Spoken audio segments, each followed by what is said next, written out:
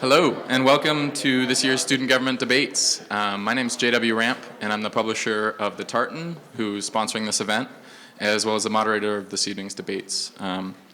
So we are going to start off with the VPF and then move on to the student body president and vice president candidates. First, I need to say thank you to AB Tech and to cmuTV for supporting the microphones and the video. The video is actually going to be available at cmutv.org. I believe, sometime this week. So you can forward people onto that in the meantime until the elections come up. So while you're walking in, I hope you all grabbed a slip for the drawing that we're going to have at the end of the debate. We've got 2 VIP tickets to the Britney Spears concert on Friday. So we're going to collect those at halftime, and then I'll do the drawing at the end of the debates. So like I said, we're going to start with the candidates for VP of Finance. So right now it's my pleasure to introduce Nara Kasbergen and Robert Piston Jr. to the stage.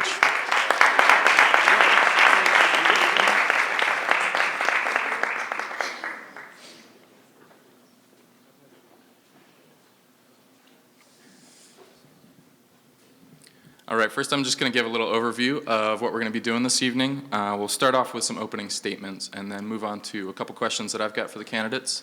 They'll both have time to respond to each other's responses. We're going to try and keep it quick, keep things moving, so just be aware of that.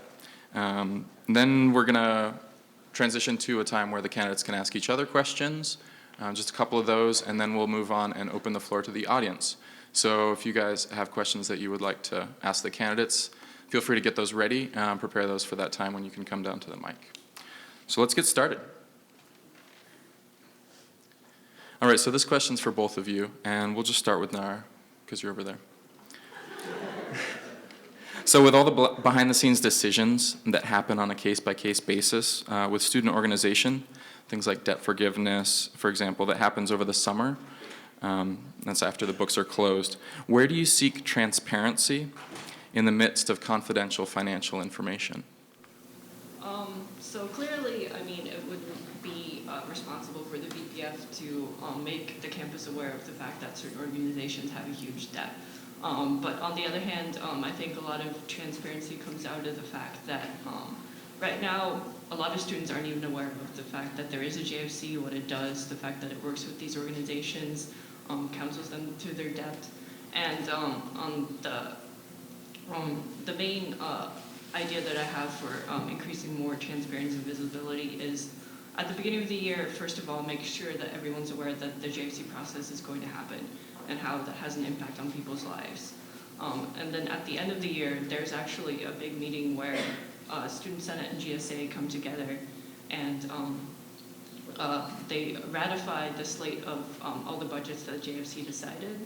And that's actually a very important meeting because that kind of determines what the culture at CMU is going to be like in the following school year. And most students aren't aware that this meeting ever happens. So I think the first and biggest step towards transparency is making sure that students are aware that these meetings are happening. And then so without actually letting them know that Organization X has a budget of $20,000 and last year they were $10,000 in debt. If they know what's going on, if they're informed, then that already increases transparency in student government. Okay, thank you. Robert? I'd just like to say I completely agree with the fact that there are a lot of behind-the-scenes decisions that need to be they need to stay confidential, such as like debt forgiveness. But it's definitely the VPF's job to educate and make it transparent, like why we forgive debt, such as like if an organization goes in debt, the reason we forgive the debt is because to keep them afloat. Like the organization needs to keep being able to function, and that's absolutely necessary. And like some people don't know that. They'll be like, oh, well, if an organization went in debt, why should we forgive it? So things like that.